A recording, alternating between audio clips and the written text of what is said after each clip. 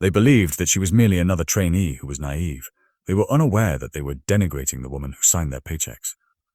Fort Worth, Texas, experienced a sultry Thursday morning, the type of morning in which the air itself seemed oppressive, fussive.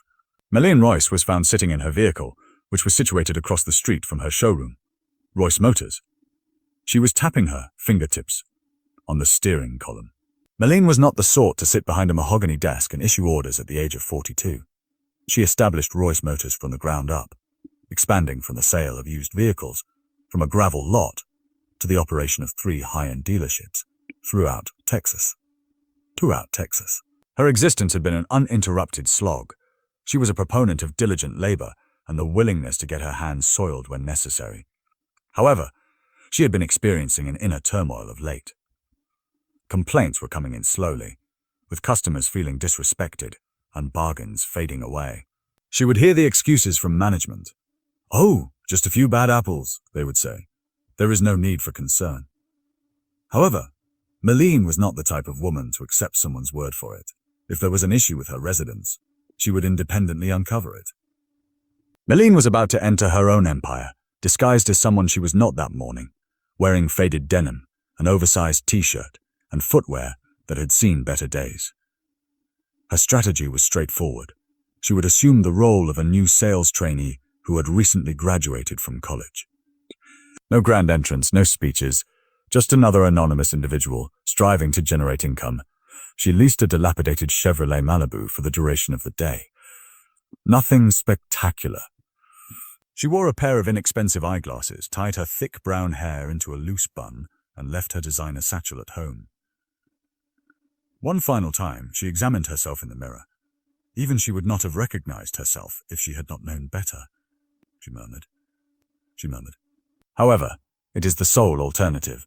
A peculiar combination of exhilaration and apprehension crept up her spine as she exited the vehicle. Meline Royce, the woman who effortlessly concluded million-dollar transactions, was on the brink of entering her own business invisibly. She crossed the street and opened the glass doors to the showroom. The new vehicle scent, which had always been her favorite aspect of the job, and the cold blast of air conditioning struck her face. Inside, the lighting illuminated the polished black floors, which gleamed. The rows of polished Cadillacs, Lincolns, and Jaguars were arranged in a manner reminiscent of trophies, awaiting their next proprietors. This location was the site of daily transactions, involving substantial sums of money. A man in an immaculate blue suit glanced up from his desk as Meline scarcely had a foot inside. Troy Stanford, Senior Sales Executive, was the name that appeared on his name tag. Troy glanced at her briefly, his expression tinged with a hint of judging. He inquired, "Is there anything I can assist you with?" His voice was hushed. Meline maintained her composure while smiling. "Yes, I am here to commence training. Har referred me to this location." Troy reclined in his chair, exhaled a leisurely, exaggerated breath, and called over his shoulder, "Another one for you, Greg." A balding man in his 50s emerged from behind a glass, walled office, appearing to prefer to be elsewhere. "New blood, huh?" he inquired, scarcely catching Meline's eye. "All right, let's get you situated." Meline pursued him across the floor, her heart pounding more forcefully than she had anticipated. The situation was not favorable thus far. However, she would soon discover that this was merely the commencement of a much more dreadful situation. Greg guided Meline through the labyrinth of glossy vehicles and shiny pamphlets, scarcely speaking. She observed fragments of conversation from salespeople in the vicinity, including an impassioned debate about commission divides, small talk about weekend plans, and mirth. She was not given much consideration by anyone. She was imperceptible. They halted at a small workstation located at the rear of the showroom. Greg removed a training manual from a filing cabinet that appeared to be in poor condition and placed it on the desk as if it were a debt. "When you have the opportunity, review this," he stated, failing to conceal his ennui. "We do not provide child care in this area. Rather, you acquire knowledge through observation. Do you understand?" Meline maintained a neutral expression as she nodded. "I have it." Then Greg shrugged, glanced her up and down, and scratched his head. For the time being, refrained from interfering. "If you observe a customer entering, request assistance from another individual. He then returned to his glass office and resumed browsing through his phone as if nothing had occurred. Meline sat down slowly, her hands contracting into fists on her lap. She was not anticipating a crimson carpet. However, this was manifestly contemptuous, sloppy, and indolent. What actions did they take toward consumers if they treated a trainee in this manner? A few minutes later, a group of free marketers convened a few feet from her workstation and engaged in a lively conversation. They conversed as though she were absent. A tall woman with vibrant red nails said, "I give her 2 weeks," and she laughed. "She will not endure." Another individual who was petite and had slicked back hair added, "I bet she can't even differentiate between a Range Rover, Tahoe, and a Tahoe." The third individual, a man with a booming voice and a hefty build, stated, "New hires are not as impressive as they used to be. Our simply sends us whoever is alive these days." Meline pretended to read the manual while keeping her head down, but each word penetrated her deeply. She experienced a surge of wrath in her bosom, but she suppressed it. She was in need of a more comprehensive understanding of the situation. The day continued to linger. There were customers who entered the establishment, some of whom were serious, while others were simply perusing. Meline attempted to extend a warm welcome to a few of them. However, each time she approached, someone leapt in front of her as if she were invisible. At one juncture, she observed Troy, the initial individual she encountered, simply disregard an elderly couple due to their perceived lack of wealth. They departed without conducting a test drive. No one was concerned. No one observed. Meline's cranium was throbbing by 4 p.m. This was not merely the result of a few unsavory individuals. The entire orchard was decaying. She reclined in her chair and gazed at the high-end vehicles that were illuminated by the showroom lighting.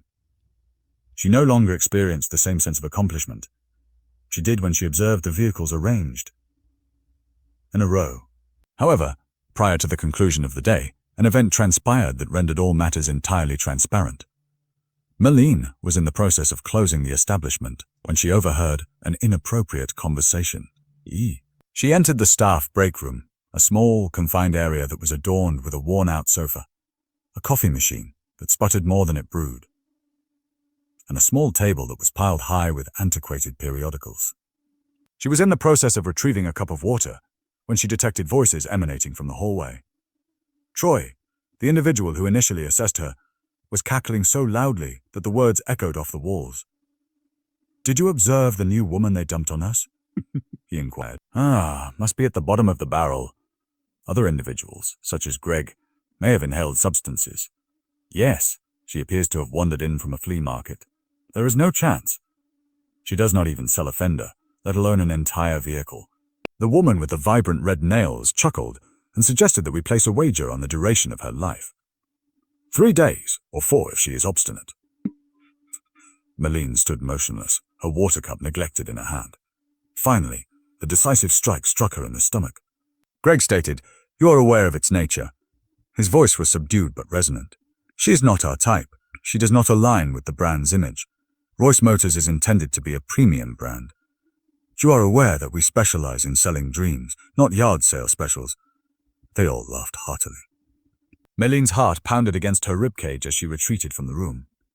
She proceeded to walk directly past the glistening Jaguars and polished Cadillacs, scarcely registering their presence. This was not merely out of sloth or disorganization. This was deadly poison. Arrogance, a putrid core that was festering right under her nostrils as she sat in boardrooms, relying on reports and spreadsheets. Meline stood by the front window, gazing out at the darkening Texas sky. She experienced wrath, undoubtedly. However, she also experienced a profound, gnawing sorrow. These individuals did not merely show contempt for an unfamiliar individual. They disregarded everything she had developed from nothing. Every late night, every risk she took, and every dollar she cobbled together to maintain the lighting in the early days. None of it was of any significance to them. She reflected on the young woman she was once, impoverished, underestimated, and regarded as if she did not belong in the affluent areas of the city. She fought tirelessly to establish her worthiness. And now, her own employees were inducing similar sentiments in others. She was unable to overlook this matter. She would not. However, she was aware that if she acted too quickly, They would simply refer to her as emotional, or suggest that she was taking things personally. She needed to strike with greater force and intelligence, in a manner that would be irrevocably etched in their minds. Meline refrained from hastening. She maintained her composure, despite the fact that every ounce of her being desired to return to the break room and rip them apart. She returned to her desk and pretended to peruse the training manual as if nothing had occurred. She required time to contemplate. She needed to ensure that her relocation met them with the force of a freight train. The staff, who were oblivious, continued to chuckle, teasing, and gossip throughout the showroom. Greg was once again in his office, his feet elevated on the desk. Troy was browsing through his phone while reclining against a new Escalade.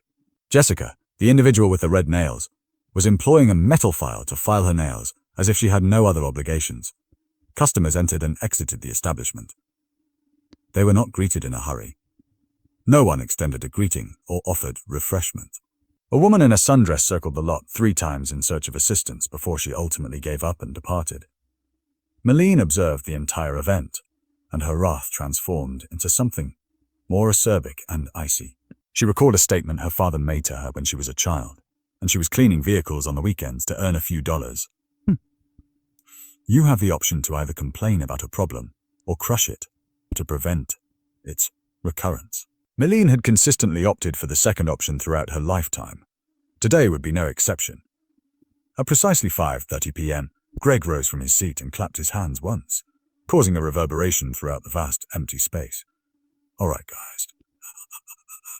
Let's conclude. You did a great job today, he exclaimed, as if he had been awake for the majority of the afternoon. Don't forget to join us for drinks at Murphy's on Friday night. A few cheers were raised. Individuals initiated the process of collecting their possessions, engaging in light-hearted banter, and formulating strategies. Meline was not even observed by anyone. She was merely a phantom, an afterthought to them. To them, she slowly stood up, flattening out the creases in her inexpensive t-shirt. Subsequently, she executed an action that was entirely unexpected. Meline marched directly to the center of the showroom, where she clapped her hands together once, loud, pointed, and commanding, in between the glistening Cadillacs and polished Jaguars. Every individual's head rotated. Greg blinks from his office. Troy's confusion was evident as he stood up. Midway through her laughter, Jessica ceased. Meline asked, her voice steady yet firm, "May I briefly occupy everyone's attention?" The crowd was awash in murmurs. Looks of bewilderment. Nods, she continued, removing the spectacles from her face and depositing them on a nearby desk. You all likely are unaware of my identity, she said. However, I am acutely aware of your identities. The room fell into a complete silence. Meline approached, her voice ascending just enough to fill the room. I am the proprietor of Royce Motors, and my name is Meline Royce. The silence was akin to a blow. In reality, a few individuals retreated.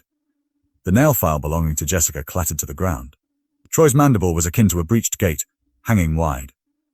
Greg, pallid as a sheet, managed to stagger out of his office, stammering, Wait. However, Meline abruptly interrupted him with a hand gesture, as the subsequent statement she was about to make would have a profound impact.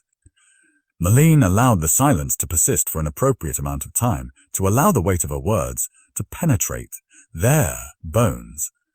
She desired for them to experience it, to truly experience it, before she abruptly removed the ground from beneath them. I constructed this establishment from the ground up, she declared, her voice unwavering as it cut through the dense, bewildered atmosphere. I did not rely on investors or a silver spoon.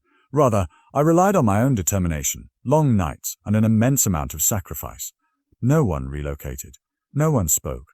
I felt as though the entire room had forgotten how to breathe. And today, Meline continued, methodically walking across the polished showroom floor. I entered here with the expectation of witnessing the same level of pride and respect that this dealership was founded upon. Troy flinched under her gaze as she paused directly in front of him. However, I observed entitlement, laziness, and arrogance. She turned, her gaze sweeping across every face. Greg, Jessica, and the others who had chuckled, murmured, and judged her without a second thought. I observed customers exiting the establishment without any assistance. I heard you ridicule the notion that an individual who does not appear to be qualified to be in close proximity to these vehicles The wrath was no longer concealed, as her voice became more incisive. You did not merely disrespect a trainee today. You disrespected every single hour, ounce of sweat, and sacrifice that went into the establishment of this company. Greg opened his mouth to communicate, but Meline denied him the opportunity. She pointed directly at him and said, "You are supposed to lead by example. However, you have set the bar on the floor and are still able to crawl under it." Greg's complexion was a deep shade of crimson. He glanced down at his shoes and muttered something that she was unable to care about. "And you," she said, turning to Troy, "judge people the moment they enter the building, believing that you are too good to sell to anyone who does not flash a Rolex or arrive in a Benz." Troy swallowed forcefully, but he refrained from uttering a word. Meline paused for a moment, allowing the weight of the situation to linger. This was followed by her dropping the mallet. "Effective, immediately," she stated, her voice as frigid as ice. The group was awash in gasps. Jessica's hand swiftly reached her mouth. A voice in the background murmured, "She is entirely serious." Slowly, Meline nodded. "You will be returning home today without a job to rely on. If you do return, it will be under new rules, my rules." Her voice rose one final time, all to hear, as she walked back toward the front of the Emporium. Hi. This organization is not predicated on the appearance of wealth. Rather, it is based on the manner in which individuals are treated. Respect is due to each individual who enters the premises, as one never knows who they will encounter. Staring them down, she paused. No one ventured to speak. No one ventured to move. The room was immobile as stone. However, Meline was not yet completed, as the genuine examination was yet to occur. The showroom appeared to be on an entirely different planet the following morning. It was devoid of idle conversation or arrogant mirth. It felt excessively weighty and anxious. Half of the crew failed to attend. The individuals who did so appeared to be children who were waiting outside the principal's office. Meline stood at the center of the floor once more, this time without a mask or disguise, just as she was. The small number of employees who arrived gathered in a loose circle around her, some of whom were too embarrassed to even look at her. Their heads were bowed. Meline was in possession of the documents, but she had not yet distributed them. Initially, she desired to ensure that they comprehended a more profound concept. "I am not present today to humiliate you," she stated, her voice becoming more eloquent, but remaining unwavering. "I am present because I am of the opinion that individuals have the capacity to undergo transformation if they so choose." Troy shifted on his feet. Jessica utilized the sleeve of her blazer to clear her eyes. Greg, the elderly lion of the group, appeared to be diminutive in some respects. Meline continued, "You have two options. You may depart immediately without any questions asked. Alternatively, you may remain. However, if you choose to remain, the situation will be different. We are dedicated to the customer and to one another, and we operate with the same level of pride as the name on the building." She placed the new contracts on the desk in front of her. "Read it. Consider it. If you sign it, you're required to remain. If you are unable to abide by it, there is an exit, dense and uncooked." Troy, who signed with a trembling hand, was the first to advance, one by one. Jessica proceeded to write her name after taking a deep breath. Even Greg, who was bruised and obstinate, took up a pen. Meline concealed the pain in her chest by nodding. Perhaps they would undergo a transformation. It is possible that they would not. However, they would never forget this moment, and she would not either. The day progressed. Just after noon, a young couple entered the showroom, feeling anxious and out of place as first-time buyers.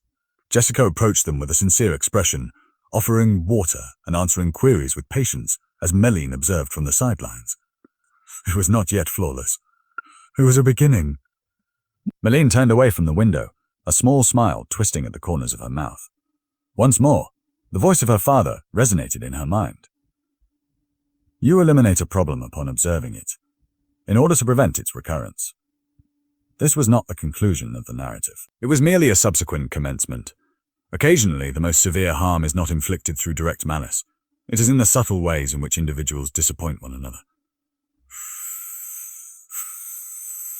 Character is crucial, particularly when it appears that no one is observing. If you ever find yourself in a location that has become disoriented, be the one to remind others of the importance of the situation. And if you ever feel insignificant or marginalized by others, keep in mind that the most valuable lessons in the world often occur when you least anticipate them. Do not underestimate the individuals who remain silent. They may be the proprietors of the structure in which you are currently situated.